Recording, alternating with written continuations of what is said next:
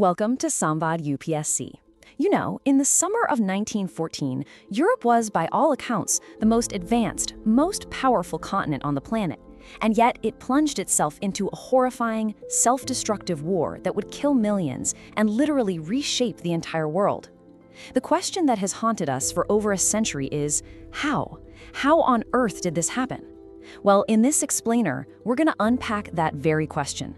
We will meticulously analyze the web of fateful decisions, the deep-seated historical rivalries, and the immense tensions that led the world into the abyss of the First World War. Before we get into the treaties, the timelines, the politics, let's just start right here, with the raw reality of the war itself.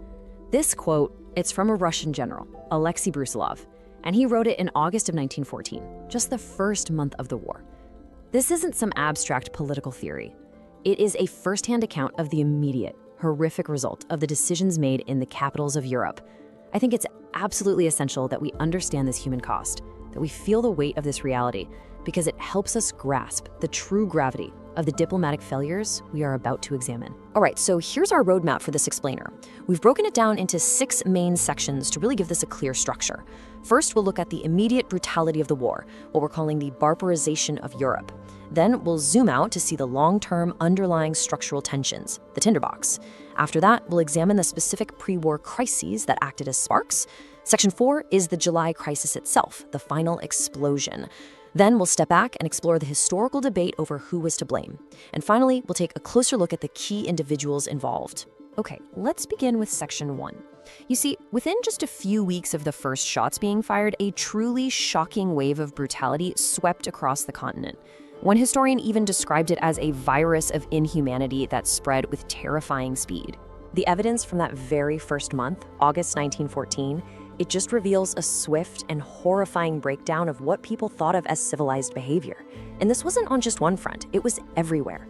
On the Serbian front, in a town called Šabac, official Austro-Hungarian reports, their own reports, confirmed that their troops used local women as human shields for 5 straight days before marching dozens of male captives into a church and executing them.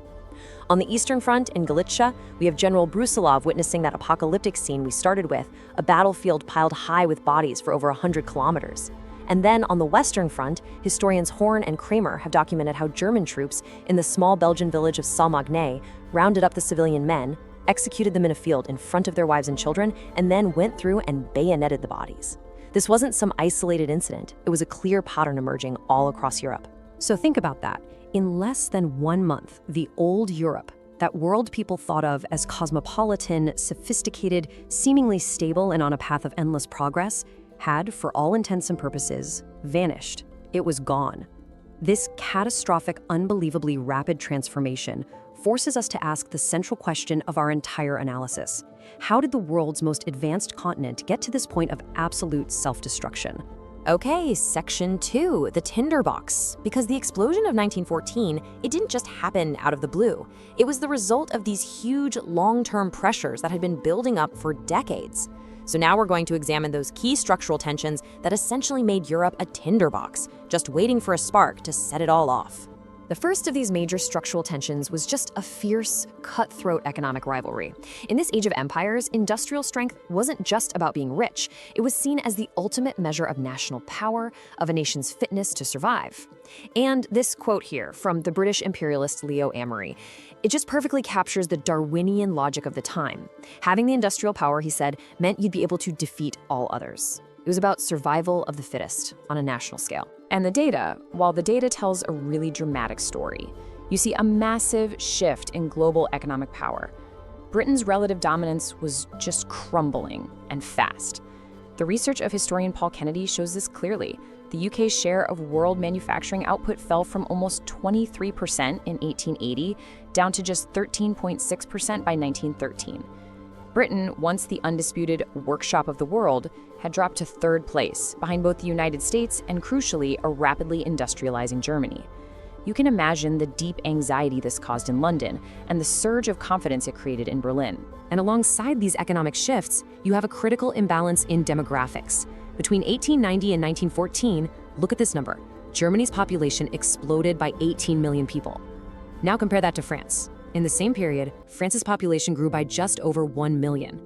This huge demographic gap, representing millions of potential soldiers, millions of industrial workers, it just poured fuel on the fire. It fed German ambition and it massively amplified French insecurity, poisoning a relationship that was already deeply hostile. Okay, that brings us to the second huge structural tension, the alliance system. This is the one that divided Europe into two armed camps. Now, a really common view is that the system was like a rigid straitjacket, a kind of doomsday machine that made a huge war almost automatic. But was it really? Was it truly an automatic escalator to conflict? The historical debate here is actually pretty fascinating. So you've basically got two ways of looking at this. The traditional view argued that the alliance system itself was a main cause of the war. It was this rigid mechanism that took away any flexibility and just dragged nations into a conflict they might have otherwise avoided. But more recent revisionist historians like T.G. Ott, they challenge this. They argue that the leaders of these nations still had a lot of freedom of choice, and that blaming some abstract system is actually a convenient excuse that lets the individual nations and the statesmen who made the final fateful decisions for war off the hook. But no matter how you interpret its role, you can't deny that the formation of these two blocs absolutely defined the era. The process really starts in 1882 with the Triple Alliance between Germany, Austria-Hungary, and Italy. Then comes a really fateful moment in 1890, when Germany lets its reinsurance treaty with Russia just lapse. This was a huge mistake because it pushed a nervous Russia straight into the arms of France, leading to the Franco-Russian alliance in 1893.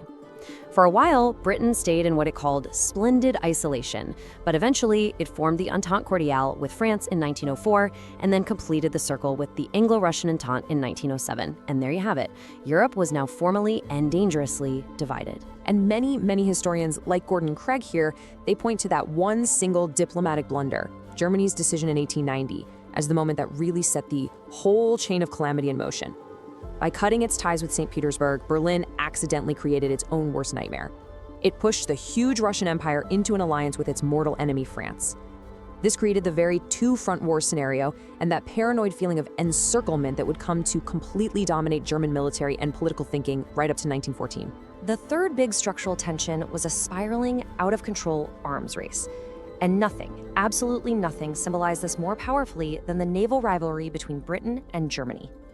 For Germany, under Kaiser Wilhelm II, building a gigantic navy was all about national prestige, a symbol of its new power. But for Britain, whose entire global empire and national security depended on its royal navy, this was an existential threat. So when the Kaiser and his admiral, Tirpitz, began a massive naval construction program, it was a challenge that Britain simply could not ignore. And the scale of what Germany was trying to do was just staggering. Look at this table. In 1888, the German Navy was a pretty modest force. Now jump to 1913. The number of personnel has more than quintupled to almost 80,000. And they had plans for a massive fleet, 61 capital ships, 40 cruisers, hundreds of torpedo boats and submarines. For Britain, an island nation whose entire empire rested on naval supremacy, this buildup wasn't about prestige, it was about survival. It was seen as a direct existential threat, and it set the two most powerful nations in Europe on an unavoidable collision course. Okay, so if those structural forces created the tinderbox, a series of international crises in the decade before 1914 provided the sparks. Each one of these crises pushed Europe closer and closer to the brink, hardening the alliances and making everyone more and more hostile. So the first big spark happens in Morocco. It's 1905, and Germany decides to test the strength of that new Anglo-French friendship, the Entente Cordiale. The Kaiser himself is sent to Tangier to make this very provocative speech supporting Moroccan independence, which was a direct challenge to France's influence there. The goal was pretty clear: humiliate France and hopefully break its new bond with Britain. The result? It was a spectacular own goal. At the conference that followed, Germany found itself almost totally isolated. And even worse, from their perspective, the crisis pushed Britain and France to start secret military talks, which only strengthened the very alliance Germany had tried to destroy. And this whole episode really exposed a fundamental problem with German foreign policy. As the historian Paul Kennedy puts it here, behind this big show of imperial purpose and ambition, the actual decision-making process in Berlin was often chaotic, clumsy, and unstable. The first Moroccan crisis was a perfect example of this kind of counterproductive diplomacy. Okay, 3 years later, the crisis spot shifts to the place everyone was worried about, the Balkans. It's 1908, and Austria-Hungary is absolutely terrified by the rise of Serbian nationalism right on its borders. So with the full backing of Germany, Vienna makes a really aggressive move. It formally annexes the provinces of Bosnia and Herzegovina. Now, Austria had been administering this territory for 30 years, but this was a clear violation of international treaties, and it absolutely infuriated both Serbia and Serbia's great power patron, Russia. The consequences of this were just massive. Russia, which saw itself as the protector of all Slavic peoples, protested like crazy, but it was still too weak from its humiliating defeat in the war with Japan to actually do anything about it militarily. So when Berlin issued an ultimatum demanding they accept the situation, Russia was forced into a very public, very humiliating climb down. And that humiliation, it would not be forgotten in St. Petersburg. It fueled a powerful determination never to back down again in a Balkan crisis. And, as historian Manfred Rauschensteiner argues, this crisis set the fatal template for 1914. A reckless Austrian move in the Balkans, backed by an unconditional German promise of support, forcing a showdown with Russia. And believe it or not, in 1911, Germany once again decided Morocco was the place to challenge the Entente. They sent a gunboat, the Panther, to the port of Agadir, which was a clear act of gunboat diplomacy aimed at intimidating France. But this time, Britain's response was incredibly fast and very public. This quote here is from David Lloyd George, who was the Chancellor of the Exchequer at the time, and it was a powerful, unambiguous warning to Germany that Britain would stand shoulder to shoulder with France. For the second time, Germany's aggressive diplomacy blew up in its face, resulting only in its own isolation and an even stronger Anglo-French bond. The final sparks before the 1914 explosion came from the Balkans themselves. Between 1912 and 1913, there were two short but incredibly brutal wars that completely redrew the map of the region.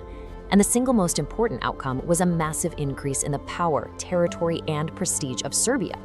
It literally doubled its territory. Now, for Austria-Hungary, this was an absolute nightmare scenario. As historian Gary Sheffield notes, Vienna now faced what it saw as an aggressive and antagonistic Serbian state right on its border, a state whose nationalist ambitions were a direct threat to the very existence of the multi-ethnic Austro-Hungarian Empire. The stage was well and truly set for a final, decisive confrontation. And that brings us to the explosion. Section 4, the July Crisis. This is it.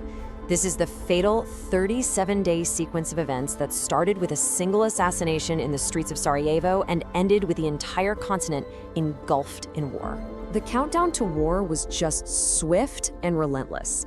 It all begins on June 28th with the assassination of the Archduke Franz Ferdinand. A week later, on July 5th, comes the crucial moment. Germany issues its infamous blank check, offering Austria-Hungary unconditional support for whatever it chose to do. On July 23rd, Austria delivers an ultimatum to Serbia that was designed to be impossible to accept. 5 days later, Austria declares war. Then, on July 30th, Russia, absolutely determined not to be humiliated like it was in 1908, orders general mobilization to back Serbia. This act triggers Germany's rigid war plan, leading to its declaration of war on Russia and then France, the invasion of neutral Belgium, and finally, Britain's entry into the war on August 4th. And if you want a chilling insight into the mindset in Berlin during those crucial early days of July, look no further than these handwritten notes from Kaiser Wilhelm II himself. This is what he was scribbling in the margins of a diplomatic report. Now or never. This is not the language of someone seeking a peaceful resolution or exercising restraint. It reveals a critical shift in thinking, a belief that a military reckoning with Serbia was no longer something to be avoided, but was an opportunity to be seized. Now, there is one final critical factor that we have to understand, and that is the logic of military planning itself. Germany essentially had only one plan for a major European war, the Schlieffen Plan. It was this incredibly high-risk gamble designed to solve Germany's nightmare problem of a two-front war against both France and Russia. The idea was to knock out France first with a lightning-fast attack that went through neutral Belgium and then turned to face the massive but slower mobilizing Russian army. The problem was, the whole plan was tied to incredibly strict railway timetables. It meant that the moment Russia began to mobilize, the German military believed it had no choice but to launch its own attack immediately. The window for diplomacy was slammed shut by the unforgiving logic of the military's timetable. And this really captures the endgame of the July crisis perfectly. In those final, frantic days, the complex machinery of mobilization just took on a life of its own. It acquired this terrible, unstoppable momentum. The demands of military timetables in Berlin, in St. Petersburg, in Vienna, they completely overrode the desperate last-minute efforts of the diplomats. As the historian Jörg Leonhard describes it, it became a textbook example of a crisis of trust, where every power assumed the absolute worst intentions of its rivals, and in doing so, fatally exhausted any remaining chance for peace. The guns finally fell silent in November 1918, but the debate over who was responsible for it all, that was just beginning. For more than a century now, historians have been fiercely arguing over who and what caused the war. So now we enter what's often called the Great Blame Game to explore the main schools of thought. The historical debate today is often framed by these two opposing arguments. On one side, you have the hugely influential Sleepwalkers thesis, popularized by Christopher Clark. He argues that the war was fundamentally a shared tragedy, not a crime committed by any one nation. The leaders of 1914 were, in his famous phrase, watchful but unseeing, stumbling into a catastrophe that none of them fully understood or intended. But opposing this view are historians like Holger Herwig and Gary Sheffield. They find the sleepwalking argument completely untenable. They maintain that wars don't just happen. They are the result of conscious decisions made by statesmen and soldiers. And in their view, the historical evidence is compelling that the primary responsibility rests with the decision-makers in Berlin and Vienna. Now, much of the modern debate over German responsibility really stems from the revolutionary work of a German historian named Fritz Fischer back in the 1960s. After digging deep into German archives that hadn't been fully explored before, Fischer came out with an absolutely explosive thesis. Imperial Germany, he argued, did not stumble into war. It deliberately provoked it. He argued that the July crisis was just a convenient pretext, a golden opportunity that was seized upon to launch a long-planned war for German domination of Europe. Fischer's case rested on a few key pieces of evidence. He pointed to a so-called War Council meeting in December 1912, which he interpreted as the moment the German leadership actually decided on war, but postponed it for 18 months to get the military even more prepared. He also highlighted the September Memorandum of 1914, a document written by the German Chancellor that detailed Germany's extensive war aims for a post-war Europe. Fischer argued its sheer scope proved these aggressive ambitions must have existed before the war started. Now, while many historians today fiercely contest Fischer's interpretation of this evidence, his work was an absolute earthquake. It shattered the old consensus of shared blame and introduced the controversial idea of a German Sonderweg, a special path of aggressive authoritarianism that linked the Kaiser's ambitions to those of the Third Reich. All right, for our final section, we're going to move from the big systems and theories to the individuals themselves. Because to really understand the decisions of 1914, we have to take a closer look at the men who were actually making them. And you really have to start at the center of the German state with Kaiser Wilhelm II. Historians pretty much universally agree that he was an erratic, militaristic, and deeply destabilizing force in European politics. His biographer, John Roll, describes a ruler who was prone to irrational rule and who indulged in ambitious fantasies of world power. The key debate among historians, though, is about his actual influence.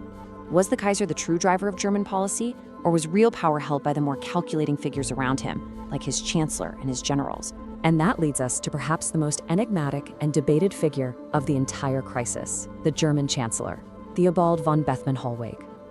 Historians have painted him in such starkly different ways. Was he the moderate intellectual, the philosopher in the chancellor's chair, trying desperately to restrain the military? Or was he the calculating aggressor that Fritz Fischer saw, an architect of Germany's expansionist war aims? Or, as historian Roger Chickering suggests, was he a deeply fatalistic risk-taker, a man who took a leap in the dark, believing that risking a major European war was a gamble he had to take to save Germany's only ally, Austria-Hungary? The historical record is so complex, it allows for all of these contradictory interpretations of this one pivotal man. In the end, though, perhaps the most telling judgment comes from the great Italian historian of the crisis, Luigi Albertini. After spending years exhaustively studying all the documents and all the figures, he was simply struck by the disproportion between their intellectual and moral endowments and the gravity of the problems which faced them. In other words, he was struck by how small the men were and how huge the problems they faced were. And maybe that is the ultimate key. Across all the great powers, the leaders who held the fate of millions in their hands were simply not equal to the challenge. They were flawed, often short-sighted men, confronting a crisis of unimaginable complexity, a crisis that would ultimately consume them, their empires, and their entire world. it leaves us with a central, lingering question. Was this a failure unique to 1914, or is it a timeless warning about the terrifying gap that can open up between human fallibility and the consequences of wielding immense power? We recommend you share Samvad UPSC podcast with your peers.